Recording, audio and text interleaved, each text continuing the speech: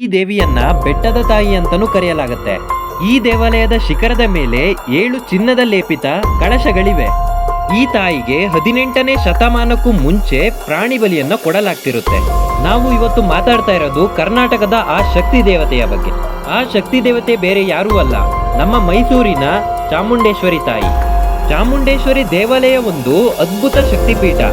ಇದನ್ನ ಕ್ರೌಂಚಪೀಠ ಎಂದು ಕೂಡ ಕರೀತಾರೆ. ಮೈಸೂರಿನ ರಾಜರು ಗತಕಾಲದಿಂದ ಈ ದೇವಿಯನ್ನ ಆರಾಧಿಸುತ್ತಾ ಬರುತ್ತಿದ್ದಾರೆ. ರಂಭನೆಂಬ ಅಸುರನೊಬ್ಬ ಮಹಿಷಿ ಎನ್ನುವ ಅರ್ಧ ಮನುಷ್ಯ ಹಾಗೂ ಅರ್ಧ ಎಮ್ಮೆಯ ರೂಪದಲ್ಲಿದ್ದ ರಾಕ್ಷಸಿಯನ್ನ ಮದುವೆ ಆಗ್ತಾನೆ. ಅವರಿಗೆ ಹುಟ್ಟೋ ಮಗನೇ ಮಹಿಷಾಸುರ. ಲೋಕದ ಜನರೆಲ್ಲರೂ ಮಹಿಷಾಸುರನ ನರಕ ಯಾತನೆಯನ್ನ ಅನುಭವಿಸ್ತಾ ಇರ್ತಾರೆ. ಇವನನ್ನ ಸಂಹಾರ ಮಾಡೋದಕ್ಕೆ ಚಾಮುಂಡೇಶ್ವರಿ ತಾಯಿ ಬರ್ತಾರೆ. ಚಾಮುಂಡೇಶ್ವರಿ ತಾಯಿಗೂ ಹಾಗೂ ಮಹಿಷಾಸುರನಿಗೂ ಘೋರ ಯುದ್ಧ ನಡೀತಾ ಇರುತ್ತೆ. ಈ ಯುದ್ಧ ಸುಮಾರು 9 ದಿನಗಳ ಕಾಲ ನಡೆಯುತ್ತೆ.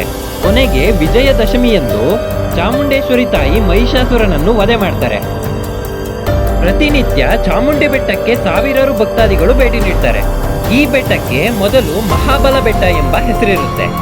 ಮಹಿಷಾಸುರನ ಸಂಹಾರದ ನಂತರ ಈ ಬೆಟ್ಟಕ್ಕೆ ಚಾಮುಂಡಿ ಬೆಟ್ಟ ಎಂಬ ಹೆಸರು ಬರುತ್ತೆ. ಮೊದಲು ಮೈಸೂರಿಗೆ ಮಹಿಷೂರು ಎಂಬ ಹೆಸರಿರುತ್ತೆ. ಕಾಲಕ್ರಮೇಣವಾಗಿ ಅದು ಮೈಸೂರಾಗಿ ಬದಲಾಗುತ್ತೆ. ಮಹಿಷಾಸುರನ ವಧೆ ಮಾಡಿ ತಾಯಿ ಚಾಮುಂಡಿ ಮಹಿಷಾಸುರ ಮರ್ದಿನಿ ಆಗ್ತಾರೆ. ಕ್ರಿಸ್ತಪೂರ್ವ 950ರಲ್ಲಿ ಈ ಘಟನೆ ನಡೆದಿರ್ಬೋದು ಅಂತ ಇತಿಹಾಸಕಾರರು ಅಭಿಪ್ರಾಯ ವ್ಯಕ್ತಪಡಿಸಿದ್ದಾರೆ. ಚಾಮುಂಡಿ ಬೆಟ್ಟದಲ್ಲಿ ನಂದಿಯ ಏಕಶಿಲಾ ವಿಗ್ರಹ ಇದೆ. ಇದು 4.5 ಮೀಟರ್ ಎತ್ತರ ಹಾಗೂ 7 ಮೀಟರ್ಗೂ ಹೆಚ್ಚು ಉದ್ದ ಇದೆ. ಇದಕ್ಕೆ ಸುಮಾರು 1800 ವರ್ಷಗಳ ಇತಿಹಾಸ ಇದೆ ಎಂದು ಅಂದಾಜಿಸಲಾಗಿದೆ. ಚಾಮುಂಡೇಶ್ವರಿ ದೇವಾಲಯದಿಂದ ಕೊಂಚ ದೂರವೇ ಮಹಿಷಾಸುರನ ನಿಂತಿರುವ ಒಂದು ಪ್ರತಿಮೆ ಇದೆ. ಆತ ತನ್ನ ಒಂದು ಕೈಯಲ್ಲಿ ಆಯುಧವನ್ನ ಹಾಗೂ ಇನ್ನೊಂದು ಕೈನಲ್ಲಿ ಹಾವನ್ನ ಹಿಡಿದಿದ್ದಾನೆ. ಮೊದಲೆಲ್ಲ ನಾಡಹಬ್ಬ ದಸರಾದಂದು ಆನೆಯ ಮೇಲಿನ ಅಂಬಾರಿಯಲ್ಲಿ ಮೈಸೂರಿನ ರಾಜರನ್ನು ಕೂರಿಸಲಾಗ್ತಿತ್ತು.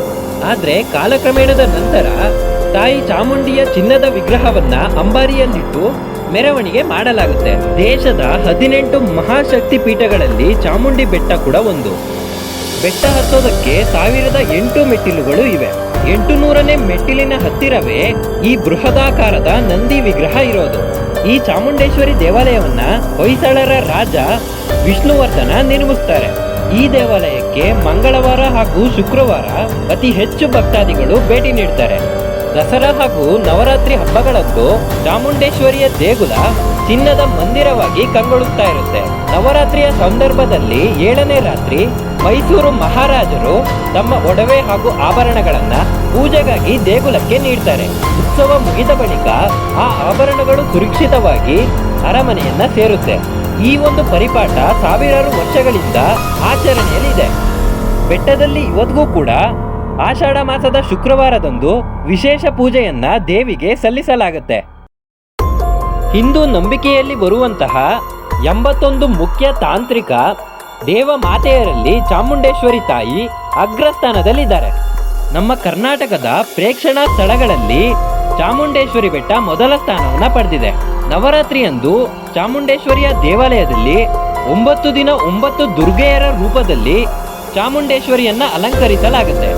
ಈ ಬೆಟ್ಟದ ಸುತ್ತಮುತ್ತ ಹಚ್ಚ ಹಸಿರೇ ತುಂಬಿಕೊಂಡಿದೆ. ಇಲ್ಲಿ ನೂರಾರು ಪ್ರಾಣಿ ಪಕ್ಷಿಗಳು ವಾಸವಾಗಿವೆ. ಚಾಮುಂಡೇಶ್ವರಿ ಬೆಟ್ಟದಿಂದ ನಿಂತು ನೋಡಿದ್ರೆ ಕಾರಂಜಿ ಕೆರೆ, ಮೈಸೂರು ಅರಮನೆ ಹಾಗೂ ಇನ್ನಿತರೆ ದೇವಾಲಯಗಳು ಕಾಣಸಿಗ್ತವೆ. ಇನ್ನ ಮೈಸೂರಲ್ಲಿ ನಡೆಯೋ ದಸರಾವನ್ನ ವೀಕ್ಷಿಸೋಕೆ ದೇಶ ವಿದೇಶದಿಂದ ಜನರು ಬರ್ತಾರೆ. ಜೀವನದಲ್ಲಿ ಒಂದು ಬಾರಿಯಾದ್ರೂ ಚಾಮುಂಡಿ ಬೆಟ್ಟಕ್ಕೆ ಭೇಟಿ ನೀಡಲೇಬೇಕು. ಸೊ ಇದಾಗಿತ್ತು ಇವತ್ತಿನ ವಿಡಿಯೋ. ಇದೇ ರೀತಿ ಮತ್ತೊಂದು ಇಂಟ್ರೆಸ್ಟಿಂಗ್ ವಿಡಿಯೋದೊಂದಿಗೆ ಹೊಸ ವಿಡಿಯೋದಲ್ಲಿ ಸಿಗ್ತೀವಿ. ವಿಡಿಯೋ ಇಷ್ಟ ಆಗಿದ್ರೆ ದಯವಿಟ್ಟು ಒಂದು ಲೈಕ್ ಕೊಟ್ಟು ನಮ್ಮ ಚಾನಲ್ನ ಸಬ್ಸ್ಕ್ರೈಬ್ ಮಾಡಿ. ಧನ್ಯವಾದಗಳು.